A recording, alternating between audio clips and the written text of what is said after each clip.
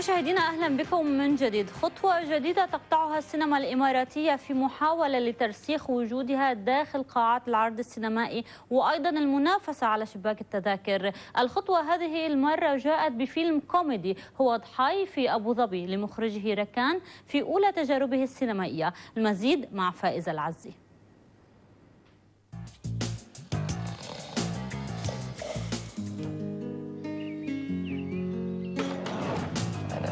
قررت أخطب. عشقه لمزيونة ومنافسه الثري وزوجة عمه دفع ضحاي لمغادرة قريته الوادعة إلى مدينة أبو ظبي بحثاً عن فرصة عمل يكلل بها قصة حبه لابنة العم. هذه هي القصة الرئيسية لضحاي في أبو ظبي الذي كان إنتاجه شبابياً بامتياز. هم مجموعة شباب حطوا على عاتقهم أنهم ينتجون فيلم. أنا ساهمت وياهم بتواجدي، أني أنا مقتنع فيهم ومساندتي لهم من محبة. مطاردات في إطار كوميدي ورسائل حاول إيصالها الفيلم بأحقية أبناء البلد في فرص العمل وبامتنان لرد الجميل مثله الفنان حسن حسني. مفارقات دارت على مدى ساعتين هي مدة الفيلم. زي الفل والله عبد زي الفل. كان عندي للأمانة ضغط نفسي أني أنا أقدر أوصل المسج حسب ما ينبغي. الحمد لله رب العالمين الآن وبعد الحضور اللافت هذا الجميل جدا أعتقد أن الرسالة وصلت، وإن شاء الله يا رب أن يعني توصل للشارع الإماراتي والشارع الخليجي. أنت مين؟ أنا عفريت التضبيط. مساكنه. قد تكون شهادة الأب مجروحة في ابنه لكن الفرحة لا يمكن إخفاؤها.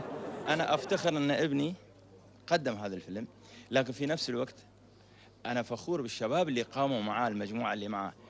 الشكر مو ليس فقط لابني، يعني للشباب اللي هم قاموا بالعمل هذا، فأتمنى لهم الجميع يعني صراحة، وأنا فخور بهم كلهم مش بابني يعني بالكل الشباب الموجودين، وشاكر الحضور اللي اجوا يعني هنا. يعني التجارة مولك بتروح فوق فوق فوق من هذا التتن بس تسوي فلوس هالمتن داخل جيبتك.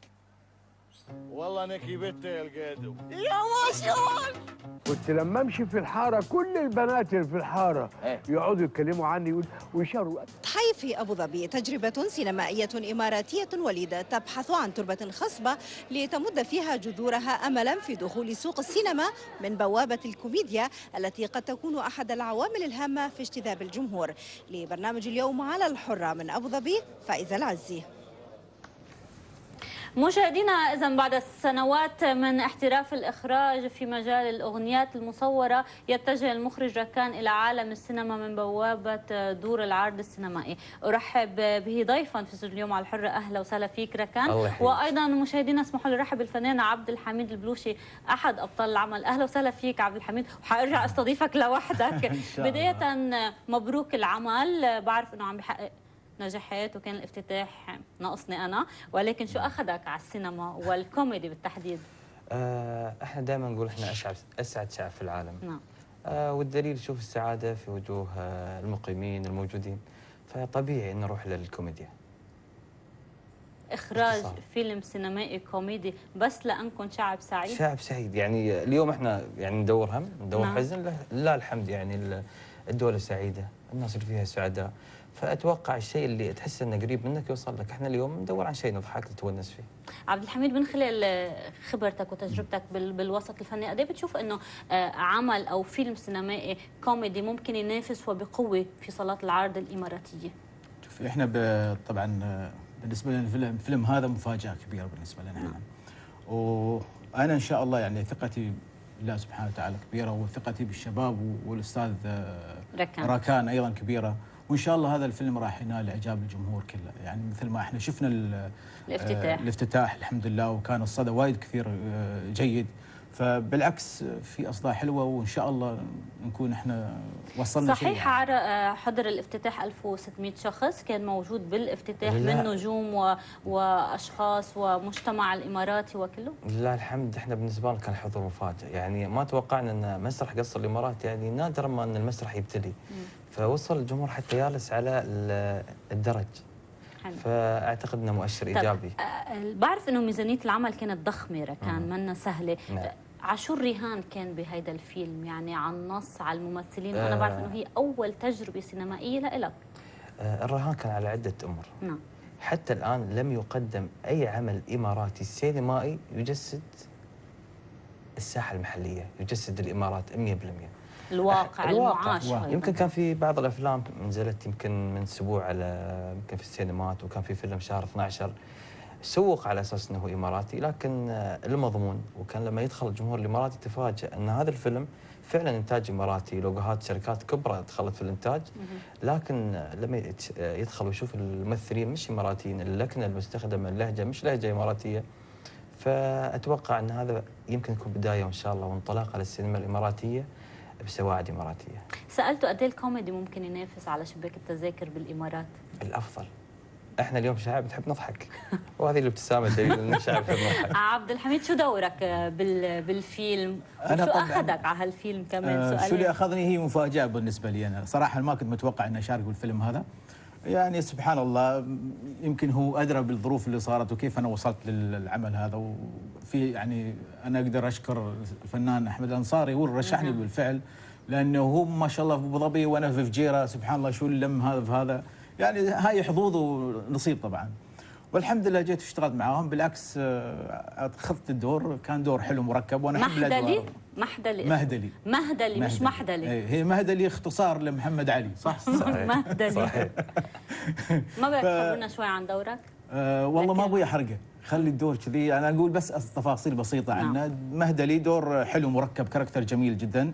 هو العقل المفكر لدور خلفان، فيحاول انه يفكر وصل للمرحله، لكن في النهايه تصير اشياء ومواقف حلوه لازم تشوفون الفيلم عشان تعرفون. الفيلم فيه مختلف الجنسيات بالاضافه نعم. الى الاماراتيين. نعم. انت اول مره بتخرج سينما، وايضا الكيب معظمه اذا ما بدي اقول كله كمان جداد، يعني كلكم هيك شباب عندكم طاقه سينمائيه حلوه حبيتوا تفجروها بهالعمل. خبرني ليه في تعدد جنسيات؟ ليه حسن حسني مثلا؟ مجتمع الامارات مجتمع خليط، اليوم احنا في الامارات عندنا 201 جنسيه، فحبينا كل هالجنسيات تبين في العمل، لكن اللي أدوا الشخصيات هم مواطنين، لكن بالميك اب، بالشغل اللي على الشخصية، باختيار الكاست الصح اللي يصلح لهذه الشخصية وهذه الشخصية، فلله الحمد. يعني احنا نشوف ان احنا حققنا اللي نريده من ضحايا في ابو ظبي، ونحن نتوقع ان شاء الله يعني تحطيم الرقم الخليجي في عدد مبيعات الشباك. شو حلو.